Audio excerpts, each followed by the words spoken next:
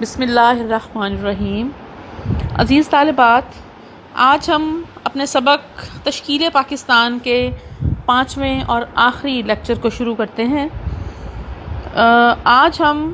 اس کے آخری 2 حصے، یعنی ہم نے چونکہ سبق کو 4 حصوں میں تقسیم کیا تھا۔ پہلا حصہ ہندوستان میں مسلم معاشرے کا زوال، دوسرا 20ویں صدی کے آغاز میں ہندوستان کے اندر سیاسی تبدیلی، اور تیسرا تھا تحریک پاکستان کا نیا دور، اور چوتھا تھا قیام پاکستان اور اس کے تقاضے۔ آج ہم اس کے آخری 2 حصے جو ہیں ان کے بارے میں پڑھیں گے، اور ہم شروع یہاں سے کریں گے تحریک پاکستان کا نیا دور، یعنی ہندوستان کے اندر جو بھی سیاسی حالات تو معاملات چل رہے تھے، ان کے اندر جو ہے وہ کیا تبدیلی واقع ہوئی کہ تحریک پاکستان کے حوالے سے راہ ہموار ہو گئی، اور مسلمان جو ہے وہ ایک نئے جوش و جذبے کے ساتھ جو ہے وہ ایک منزل کے حصول کے لیے جو ہے وہ چل نکلے۔ تو ہم سب سے پہلے سبق کی ریڈنگ کریں گے پیراگراف کی، تاکہ اس کے بعد جو ہے وہ ہم اس کے حوالے سے بات کر سکیں۔ اکتوبر 1937 میں لکھنؤ میں آل انڈیا مسلم لیگ کے 25ویں سالانہ اجلاس سے اسلامی ہند کی تاریخ بیداری کا ایک نیا دور شروع ہوا۔ چنانچہ 23 مارچ 1940 کو مسلم لیگ نے لاہور میں پاکستان کی قرارداد منظور کی، یعنی مسلمانان ہند کے لیے ہندوستان کے ایک حصے میں ایک خود مختار حکومت اور ایک جداگانہ آزاد وطن کے قیام کا شاندار منصوبہ باندھا۔ اس سے مسلمان قوم میں زندگی کی ایک برقی رو دوڑ گئی۔ اب وہ محض تحفظات و مراعات کی سائل نہ رہی، بلکہ ایک علیحدہ مستقل آزاد قومیت کی دعویدار بن گئی، جس کی اپنی ایک جدا حکومت ہو، ایک اپنی جدا تہذیب اور ایک اپنا جدا گانا وقت ہو۔ اکتوبر 1937 میں آل انڈیا مسلم لیگ کا اجلاس ہوا، 25واں اجلاس، اور اس اجلاس میں یہ فیصلہ کیا گیا کہ ہندوستان کے اندر مسلمان اگر اپنے وجود کو قائم رکھنا چاہتے ہیں اور ایک قوم کی حیثیت سے زندہ رہنا چاہتے ہیں، تو اس کے لیے ضروری ہے کہ وہ علاقے جہاں پر مسلمانوں کی اکثریت ہے ان کو اکٹھا کر کے ایک الگ خطہ زمین جو ہے وہ مسلمانوں کو دیا جائے، تاکہ اس میں مسلمان ایک خود مختار اور جداگانہ وطن جو ہے وہ حاصل کر سکیں۔ یعنی ہم یوں کہہ سکتے ہیں کہ 23 مارچ 1940 مسلم لیگ نے لاہور میں ایک قرارداد منظور کی، جسے قرارداد پاکستان کہتے ہیں۔ اس قرارداد کے اندر اس بات کا تقاضا کیا گیا کہ ہندوستان کے مسلمان جو ہیں وہ چونکہ ایک الگ قوم کی تعریف پر پورے اترتے ہیں، اور ایک قوم کی حیثیت سے انہیں اس بات کا حق حاصل ہے کہ وہ اپنے لیے ایک الگ وطن حاصل کریں۔ انہوں نے یہ قرارداد منظور کی کہ ہندوستان کے مسلم اکثریتی علاقوں کو اکٹھا کر کے ایک الگ وطن جو ہے وہ قائم کیا جائے۔ یہ ایک ایسا خیال تھا،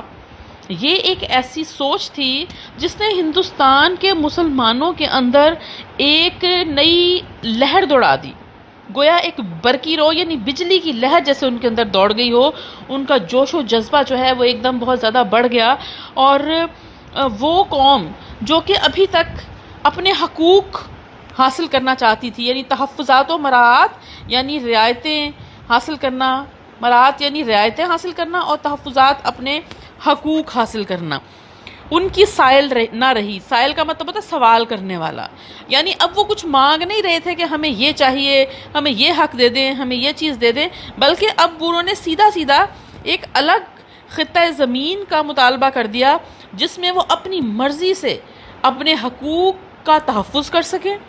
اور اپنی سیاسی زندگی کا آغاز کر سکیں، اور ایک ایسا وطن قائم کر سکیں جس کے اندر جو ہے وہ اپنے دین کے مطابق، اپنی تہذیب کے مطابق ایک الگ قوم کی حیثیت سے اس میں رہ سکیں۔ یہ ایک تاریخ ساز موڑ تھا، یہ مسلمانان ہند کی زندگی کا وہ موڑ تھا جس نے انہیں بعد میں ایک الگ وطن سے سرفراز کیا، اور انہوں نے انگریز سے بھی نجات حاصل کی، اور اس کے ساتھ ساتھ جو ہے وہ ہندو جو کہ اس بات کی امید لگائے ہوئے تھے کہ انگریز کے جانے کے بعد ہم مسلمانوں پر حکومت کریں گے، مسلمانوں نے ان کا یہ منصوبہ جو ہے اس کو بھی ناکام کر دیا۔ پاکستان کی تجویز کے بعد اس منصوبے کو تفصیل سے مکمل کرنے کی ضرورت پیش آئی، چنانچہ 1944 میں معاشی مسئلے پر غور کرنے کے لیے ایک تعمیری کمیٹی وضع کی گئی، تعلیمی مسئلے کے لیے ایک تعلیمی کمیٹی بنی اور دیگر اہم مسائل کے لیے مصنفین کی ایک کمیٹی بنائی گئی۔ ظاہر ہے کہ ایک وطن الگ قائم کرنا ایک بہت بڑا کام ہے، اور اس کے تمام انتظامی معاملات، اس کے تمام سیاسی معاملات، اور آنے والے وقت میں اس ملک کو چلانے کے لیے یہ فیصلہ کیا گیا کہ کمیٹیاں بنائی جائیں، جو کہ معاشی مسئلے کو حل کرنے کے لیے کمیٹی بنائی جائے، پھر تعلیمی نظام کیا ہوگا اس کے لیے کمیٹیاں بنائی جائیں۔ غرض یہ کہ وہ تمام اہم مسائل جو کہ آنے والے وقت میں مسلمان قوم کو اور پاکستان کو پیش آنے والے تھے، ان تمام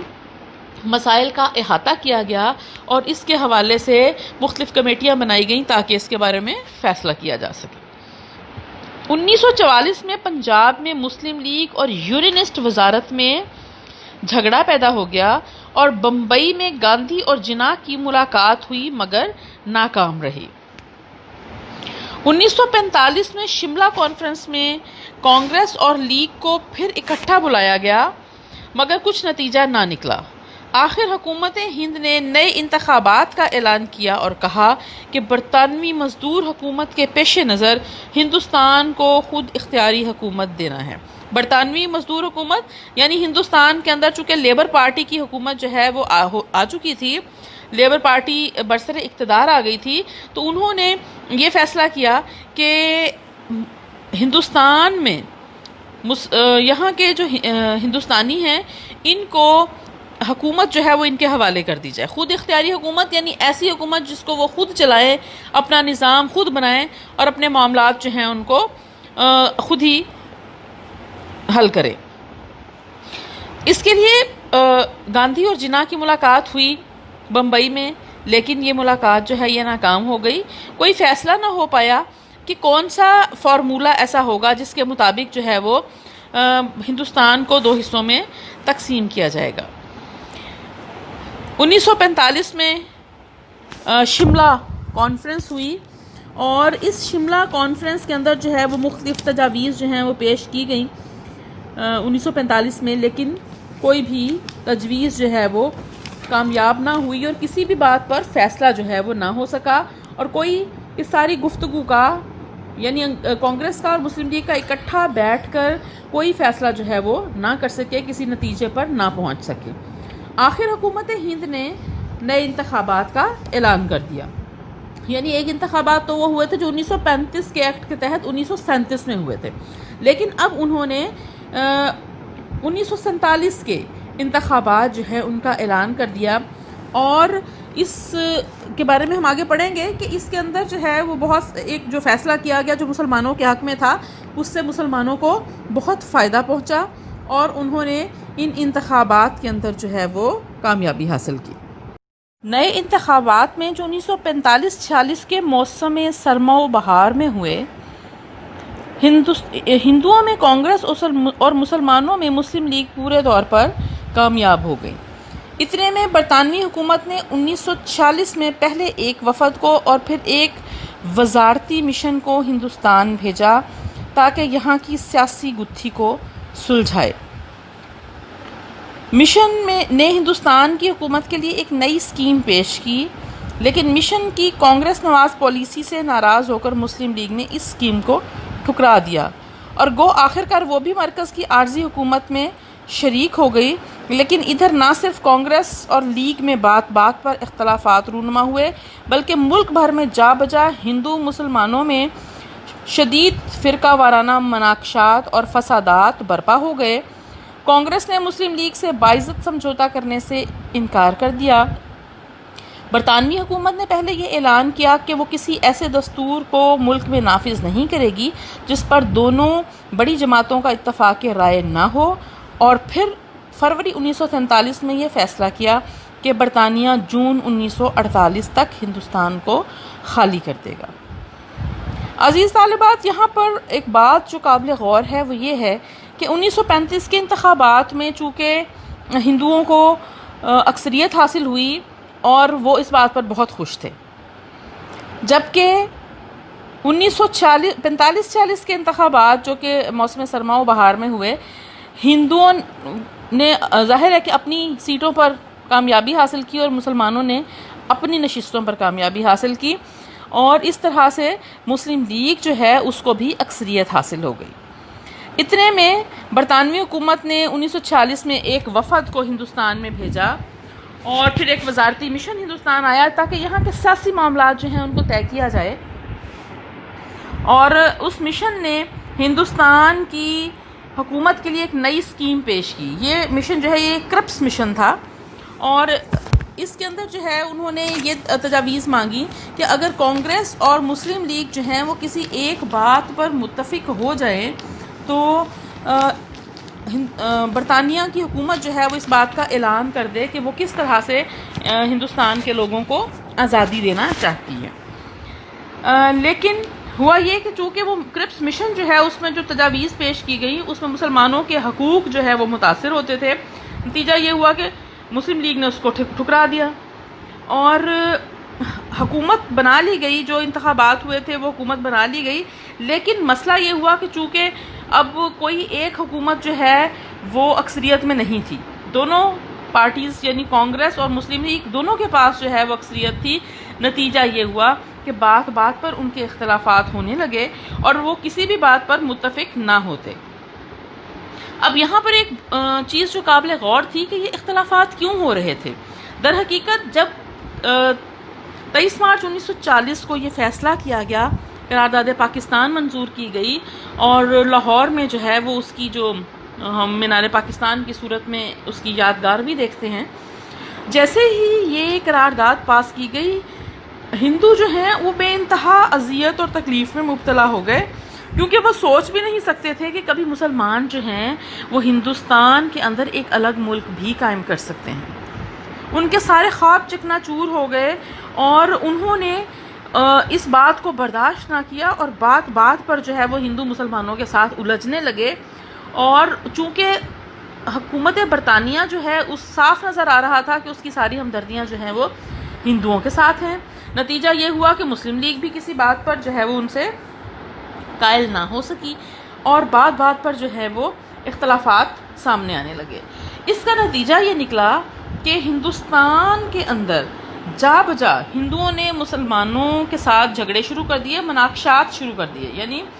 مناقشہ کہتے ہیں جھگڑے شروع کر دیے، اور فسادات کی ایک لہر جو ہے وہ پورے ہندوستان کے اندر پھیل گئی،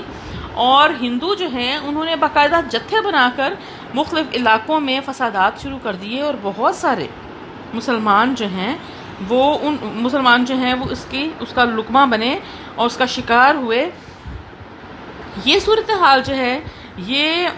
مسلم لیگ کے لیے اور بھی اذیت کا باعث تھی، اور مسلمانوں کے لیے بھی بڑی تکلیف کا باعث تھی۔ نتیجہ یہ نکلا کہ ان کے اختلافات جو ہیں وہ بڑھتے چلے گئے۔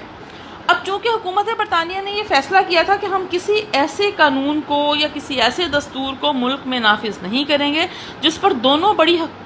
پارٹیاں یعنی کانگریس جو کہ ہندوؤں کی پارٹی تھی اور مسلم لیگ جو مسلمانوں کی پارٹی تھی، دونوں اکٹھی نہیں ہوں گی، متفق نہیں ہوں گی۔ لیکن جب انہوں نے دیکھا کہ دونوں پارٹیاں جو ہیں وہ کسی ایک منصوبے پر متفق نہیں ہو رہی، تو انہوں نے بالآخر یہ اعلان کر دیا کہ برطانیہ جو ہے وہ 1948 میں تک ہندوستان جو ہے اس کو خالی کر دے گا، یعنی فروری 1947 میں انہوں نے یہ فیصلہ کیا اور یہ اعلان کر دیا کہ ہم 1948 تک ہندوستان سے نکل جائیں گے۔ جنوری 1947 میں پنجاب میں مسلم لیگ کی ایک زبردست تحریک اٹھی جس میں مردوں اور عورتوں نے یکساں حصہ لیا، اور جو صرف ایک ماہ جاری رہ کر بہت نتیجہ خیز ثابت ہوئی۔ برطانوی حکومت اس سے متاثر ہوئی اور اسے یقین ہو گیا کہ اسلامیان ہند کے قومی مطالبے کو اب زیادہ دیر تک معرض التوا میں نہیں رکھا جا سکتا۔ معرض التوا میں رکھنا یعنی ان کو انتظار نہیں کروایا جا سکتا، اب اس میں دیر نہیں کی جا سکتی۔ ادھر پاکستان کے مخالفین نے ملک بھر میں فرقہ وارانہ فسادات کا سلسلہ شروع کر دیا جو آخر سال تک جاری رہا اور جس کے ضمن میں یعنی جس کے سلسلے میں ایک منظم سازش کے تحت 8-10 لاکھ بے گناہ مسلمانوں کو بے رحمی سے تہہ تیغ کر دیا گیا۔ اسی دوران میں برطانیہ نے 3 جون کو ہندوستان اور پاکستان کی آزادی کے متعلق اپنا نیا منصوبہ شائع کیا، جس کے مطابق 15 اگست 1947 کو دونوں ملکوں میں 2 علیحدہ خود مختار حکومتیں قائم ہو گئیں۔ یوں اسلامی ہند کے 10 کروڑ فرزندان توحید کی تنظیم اور قربانیاں پھل لائیں اور مشرقی اور مغربی ہند میں مشرقی اور مغربی پاکستان کی بنیاد پڑی۔ یعنی جنوری 1947 سے ہی ہندوستان کے لوگ جو ہیں وہ بڑے پرجوش ہو گئے اور مسلم لیگ نے ایک بڑی زبردست تحریک چلائی جو تحریک پاکستان کہلاتی ہے، جس میں مردوں عورتوں نے یکساں حصہ لیا اور ہر طرح سے انہوں نے اپنے جلسے جلوسوں کے ذریعے، اپنی تقاریر کے ذریعے، اپنے پمفلٹس کے ذریعے اور اس کے علاوہ جو مسلم لیگ کے رہنما تھے انہوں نے اپنے مذاکرات کے ذریعے یہ بات جو ہے وہ واضح کر دی کہ اب ہندوستان کے مسلمان جو ہیں ان کا جو مطالبہ ہے اس کو زیادہ دیر تک لٹکا کر نہیں رکھا جا سکتا اور برطانوی حکومت کو پاکستان کا اعلان یا ایک الگ وطن کا اعلان کرنا ہی پڑے گا۔ برطانوی حکومت جو ہے اسے بھی یقین ہو گیا کہ واقعی جس جذبے سے سارے مسلمان جو ہیں وہ پاکستان کا مطالبہ کر رہے ہیں تو اب اس کو زیادہ دیر نہیں کی جا سکتی۔ جیسے کہ میں نے پہلے بھی بتایا کہ اس ساری صورتحال میں جو سب سے زیادہ جن کا مخالفانہ کردار رہا وہ ہندو تھے اور انہوں نے منظم سازش کے تحت یعنی پورا انہوں نے ایک پلاننگ کی اور ایک سازش تیار کی اور مسلمان جو ہیں ان کو فسادات شروع کر دیے گئے اور مسلمان جو ہیں ان کا قتل عام شروع کر دیا گیا اور 8-10 لاکھ مسلمان جو ہیں ان کو ہندوستان کے اندر شہید کر دیا گیا۔ اور پھر جیسے ہی 3 جون کو، جس کو 3 جون پلان بھی کہتے ہیں، برطانیہ نے اپنا آزادی کے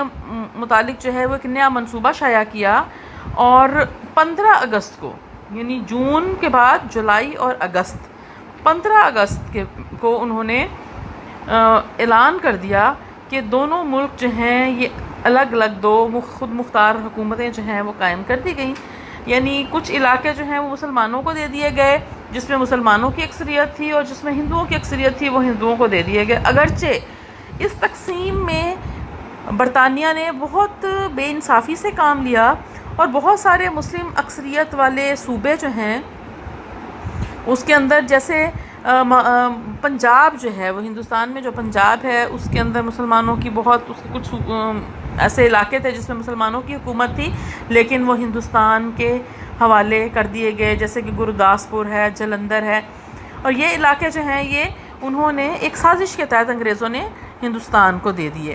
اور لیکن یہ ہے کہ یہ حالات ایسے تھے کہ مسلم لیگ جو ہے اس کو یہ بات تسلیم ہی کرنی پڑی کیونکہ وہ اس بات کو مزید جو ہے وہ لٹکانا نہیں چاہتے تھے اور وہ یہ چاہتے تھے کہ یہ فیصلہ ہو جائے اور اس طرح سے 2 الگ خود مختار حکومتیں قائم ہو گئیں۔ ہندوستان کے مسلمان جو ہیں انہوں نے پاکستان حاصل کر لیا اور مشرقی پاکستان یعنی بنگال اور مغربی پاکستان یعنی وہ پاکستان جو آج ہمارے پاس ہے یہ سارا ایک وطن کی صورت جو ہے وہ مسلمانوں کو مل گیا۔ عزیز طالبات، اب ہمارے سبق کا آخری حصہ جہاں پاکستان بننے کے بعد ہم یہ دیکھیں گے کہ پاکستان کا قیام عمل میں آ گیا اور پاکستان کے قیام کا مقصد اور قیام پاکستان کے تقاضے جو ہیں وہ کیا ہیں۔ تو اس کی ہم ریڈنگ پہلے دیکھتے ہیں۔ پاکستان کے قیام سے نہ صرف ہندوستان کے بر عظیم اور ایشیا میں بلکہ ساری اسلامی دنیا میں ایک ایسا قوت آفرین تخیر رونما ہو گیا ہے۔ قوت آفرین یعنی قوت کو بڑھانے والا، قوت کو پیدا کرنے والا، یعنی قوت پیدا کرنے والی ایک بہت بڑی تبدیلی، تغیر کہتے ہیں تبدیلی، ایک نمودار ہوئی ہے، رونما ہوئی ہے، یعنی واقع ہو گئی ہے یا ظاہر ہو گئی ہے۔ یعنی قیام پاکستان سے ہندوستان کے اندر اور پورے ایشیا کے اندر اسلامی دنیا میں ایک ایسی تبدیلی رونما ہوئی ہے جس کے غیر معمولی نتائج کا دنیا ابھی صحیح طور پر اندازہ نہیں کر سکتی۔ ادھر یہ امر پاکستان کی ملت اسلامیہ پر روز بروز واضح ہو رہا ہے کہ اگر اسے اپنی اور دنیا کی طرف اپنا اسلامی اور انسانی فرض ادا کرنا ہے تو پاکستان کی حکومت لازمی طور پر اسلامی جمہوریت کے ترقی پرور اصولوں پر قائم ہوگی، جس میں مسلم اور غیر مسلم دونوں سے مساوی سلوک کیا جائے گا، جس میں بڑے بڑے سرمایہ داروں کے لیے جگہ نہ ہوگی بلکہ جس میں غریبوں اور کارکنوں کا خاص طور پر خیال رکھا جائے گا،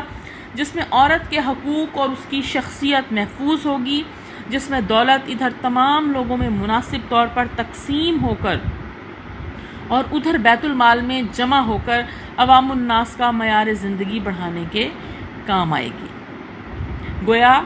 اس میں مصنف ہمیں یہ بتاتے ہیں کہ پاکستان کا قیام عمل میں آ گیا، یہ دنیا میں ایک بہت بڑی تبدیلی تھی جس کے نتائج اور جس کے اثرات جو ہیں آہستہ آہستہ دنیا کو نظر آئیں گے، اور یہ پتہ چلے گا کہ یہ ملک جو ہے خاص طور پر امت مسلمہ کے لیے یہ ملک جو ہے یہ کتنی بڑی اہمیت رکھتا ہے، اور اس کا کردار جو ہے وہ آنے والے وقت میں کتنا بڑا اور کتنا واضح ہوگا۔ اور وہ کہتے ہیں کہ اس کے ساتھ ساتھ اس ملک کے وہ تمام حکمران اور وہ تمام لوگ جنہوں نے یہاں حکومت کرنی ہے، انہیں اس بات کی اہمیت کا احساس ہونا چاہیے، اور انہیں یہ پتہ ہونا چاہیے کہ ہم نے پاکستان میں لازمی طور پر ایک ایسی حکومت قائم کرنی ہے جس میں جمہوریت ہو یعنی آزادی ہو اپنے حقوق حاصل کرنے کی اور اپنے ملک کو چلانے کی، اور جس میں مسلمان اور غیر مسلم دونوں جو ہیں وہ ان کے حقوق حاصل ہوں گے، وہ اپنے مذہب کے مطابق زندگی گزار سکیں گے، اور یہ ملک جو ہے یہ اسلامی جمہوریت کے اصولوں پر قائم ہوگا۔ اسلامی جمہوریت سے کیا مراد ہے کہ اس کے اندر سب لوگ برابر ہوں، اور ایسا نہ ہو کہ سرمایہ دار جو ہیں وہ بڑے بڑے سرمایہ دار اور طاقتور لوگ جو ہیں اس میں اعلیٰ عہدے اور اعلیٰ مقام حاصل کر لیں، اور غریبوں اور کم طبقہ جو ہے اس کا کوئی پوچھنے والا نہ ہو، اس کا کوئی پرسان حال نہ ہو۔ اور ایسی حکومت جو ہے وہ پاکستان میں قائم نہیں کی جائے گی، اور نہ ہی ایسا نظام قائم کیا جائے گا۔ اور اس میں نہ صرف یہ کہ غریبوں کے، عورتوں کے حقوق جو ہیں وہ محفوظ ہوں گے، اور دولت جو ہے وہ چند ہاتھوں میں اکٹھی نہیں ہوگی بلکہ بیت المال میں جمع ہوگی اور عوام کا معیار زندگی بلند کرنے میں کام آئے گی۔ گویا ہمیں اس بات کا پتہ ہونا چاہیے کہ یہ ملک جو ہے ہمیں ان اصولوں پر چلانا ہے جن پر خلافت راشدہ کو چلایا گیا تھا، یعنی آپ صلی اللہ علیہ وآلہ وسلم کی قائم کردہ حکومت جو ہے اس کو ہمارے خلفائے راشدین نے جس طریقے سے چلایا تھا۔ ہمارا وطن پاکستان جو ہے وہ بہت قربانیاں دینے کے بعد جو ہے وہ ہمیں حاصل ہوا ہے۔ اب تمام مسلمان قوم کا یہ فرض ہے کہ وہ اپنے اپنے فرائض جو ہیں وہ ایمانداری سے ادا کرے، اور ریاست کا یہ فرض ہے کہ تمام لوگوں کو ان کے بنیادی انسانی حقوق حاصل ہوں، مساوات ہو، رواداری ہو۔ مسلمانوں کا نصب العین اسلام ہے، وہ اسلام نہیں جس کا ڈنکا مطلق العنان بادشاہوں نے اور خود غرض عمرا نے بجایا، بلکہ وہ اسلام جس کا حامل قرآن ہے، جس نے صرف اندیکھے خدا کے آگے سر جھکانا سکھایا، وہ اسلام جس کا نمونہ حضرت صلی اللہ علیہ وآلہ وسلم اور خلفائے راشدین کے عہد میں مسلمانوں کی زندگیوں میں نظر آتا ہے، وہ سچائی، وہ دلیری، وہ خود اعتمادی یعنی اپنے اوپر اعتماد، وہ انکسار یعنی وہ عاجزی، وہ امن پسندی، وہ محنت اور مساوات کہتے ہیں برابری کو، وہ صبر یعنی برداشت، تقوی یعنی برائیوں سے بچنا اور نیکیوں کی طرف جانا، وہ مسلم و غیر مسلم سب کی خدمت، سب کے حقوق کا تحفظ، سب سے رواداری اور محبت، یہ ہے پاکستان کے مسلمانوں کا نصب العین۔ ہمارے قومی شاعر نے اپنی قوم کے ہر فرد پر خوب روشن کر دیا ہے، پرے ہے چرخ نیلی فام سے منزل مسلمہ کی، ستارے جس کی گرد راہ ہوں وہ کارواں تو ہے۔ گویا اس میں وہ کہتے ہیں کہ یہ ہمارا نصب العین یا ہماری منزل وہ اسلام نہیں ہے جس کا جو ہے وہ شور مچایا یا جس کا ڈنکا جو ہے وہ شہرت دی ہے، جنہوں نے مطلق العنان یعنی وہ بادشاہ جو ساری کی ساری طاقت جو ہے وہ اپنے ہاتھ میں رکھتے تھے، اور نہ ہی خود غرض امیر لوگ، بلکہ وہ کہتے ہیں کہ ہمارا مقصد جو ہے وہ ہمارا نصب العین جس تک ہم نے پہنچنا ہے، جو ہماری منزل ہے وہ اسلام جو قرآن نے ہمیں بتایا ہے، وہ اسلام جو آپ صلی اللہ علیہ وآلہ وسلم کی زندگی میں، آپ کی سیرت میں اور خلفۂ راشدین کے عہد میں ہمیں نظر آتا ہے۔ وہ کہتے ہیں کہ ہمیں ایک اندیکھے خدا کے آگے سر جھکانا ہے، اور وہ تمام خصوصیات اور وہ تمام خوبیاں جو ہیں وہ اپنے اندر پیدا کرنی ہیں جو کہ اس دور کے مسلمانوں میں تھیں، جو کہ آپ صلی اللہ علیہ وآلہ وسلم کے دور میں موجود تھے۔ وہ کہتے ہیں کہ علامہ اقبال نے اپنی نظم طلوع اسلام میں یہ کہا کہ پرے ہے چرخ نیلی فام سے، چرخ نیلی فام آسمان کو کہا، نیلا آسمان۔ انہوں نے کہا کہ مسلمان کی منزل جو ہے وہ نیلے آسمان سے بھی آگے ہے، اور ستارے جس کی گرد راہ ہوں وہ کارواں تو ہے۔ وہ کہتے ہیں کہ اے مسلمان، تیرا کاروان، تیرا قافلہ وہ قافلہ ہے جو آسمان کی بلندیوں کی طرف چلتا جائے گا، اور ستارے جو ہیں اس کے قدموں کی دھول بن جائیں گے، اور